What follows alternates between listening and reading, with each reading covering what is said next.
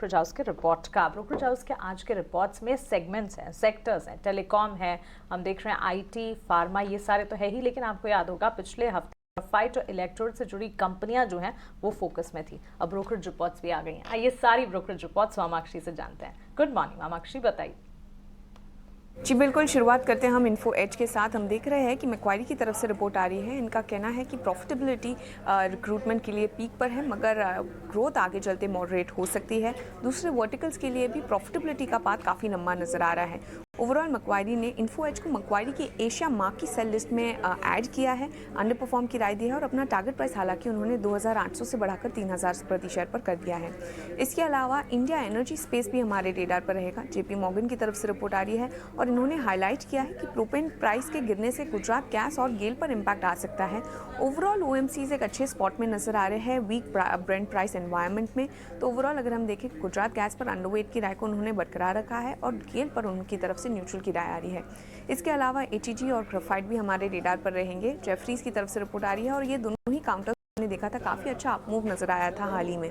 Demand headwinds Jefferies के मुताबिक persist कर सकते हैं FY24 में। इनफैक्ट उन्होंने अपने इलेक्ट्रॉल एवरेज सेलिंग प्राइसेस और यूटिलाइजेशंस दोनों ही कंपनीज के लिए उनकी तरफ से उन्होंने अपने अनुमान को घटाया है। डिकार्बनाइजेशन एक मीडियम टर्म टेलविंड रह सकता है। तो लार्जली एचईजी और ग्रेफाइट पर उन्होंने अपना टारगेट प्राइस ज़रूर कट किया है, मगर खरीदारी की राय इन दोनों ही काउंटर्स पर उनकी तरफ से आ रही है।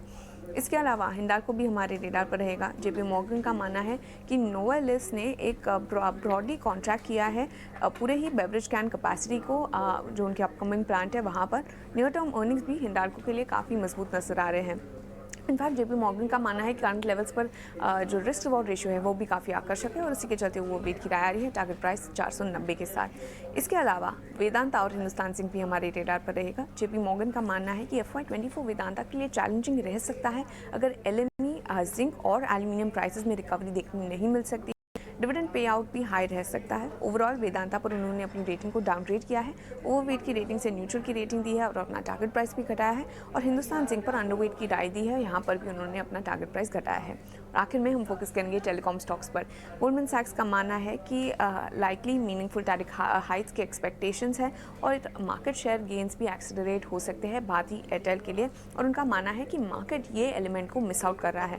तो ओवरऑल भारती एयरटेल पर खरीदारी की राय आ रही है। उन्होंने अपना टारगेट प्राइस भी बढ़ाया है। वोडाफोन आइडिया की हालांकि बिकवाली की राय है और इंडस टावर्स पर उनकी तरफ से न्यूट्रल की राय है। एचईजी और ग्रेफाइट, इनके चार्ट्स को एक बार पुल अप करते हैं। करीब करीब 12% की मजबूती। अविनाश जी, अच्छी मजबूती नजर आई थी फ्राइडे सेशन में दोनों ही स्टॉक्स में। ग्रेफाइट, इलेक्ट्रोड, इनफैक्ट स्पेस ही था जो फोकस में था। हालांकि डिमांड को लेकर कुछ हेडविंड्स अभी भी नजर आ सकते हैं, ये ताज़ा जेफरीज के रिपोर्ट का मानना है। लेकिन डीप कार्बनाइजेशन एक टेलविंड भी है जो मीडियम टर्म में पॉजिटिव साबित हो सकता है। आप क्या कहेंगे? नहीं, बिल्कुल। देखिए, ग्राफाइट इलेक्ट्रोड्स में इंडिया में दो ही कंपनियां हैं और जो अभी न्यूज़ रिपोर्ट्स मिल रहे हैं वो ऐसा है कि ग्लोबली जो चाइना का जो प्रोडक्शन है ग्राफाइट इलेक्ट्रोड्स का वो काफ़ी लिमिटेड है। तो अगर चाइना का सप्लाई प्रॉपर सप्लाई में आता नहीं है तो डेफिनेटली जो ग्लोबल टाइटनिंग है ग्राफाइट इलेक्ट्रोड्स के प्राइसेस में, ये डेफिनेटली मेरे ख्याल से दोनों कंपनीज इंडिया में बेनिफिट करेंगी, एचईजी और ग्राफाइट इंडिया।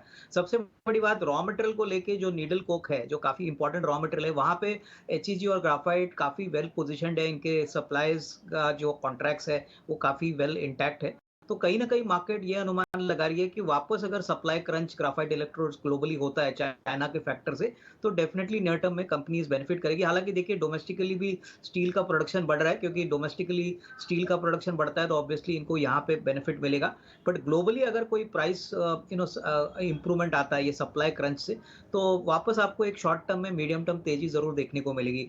वैसे भी एचईजी और ग्राफाइट इंडिया की बात करें तो बिजनेस मॉडल बहुत स्ट्रांग है, बैलेंस शीट बहुत स्ट्रांग है। इनफैक्ट एचईजी के पास काफी सरप्लस कैश भी है। तो मेरे ख्याल से देखिए, नियर टर्म में थोड़े से हेडविंड जरूर है, अगर ये ग्लोबल डेवलपमेंट पॉजिटिव होता है तो इसमें एक अच्छी तेजी आपको देखने को मिल सकती है।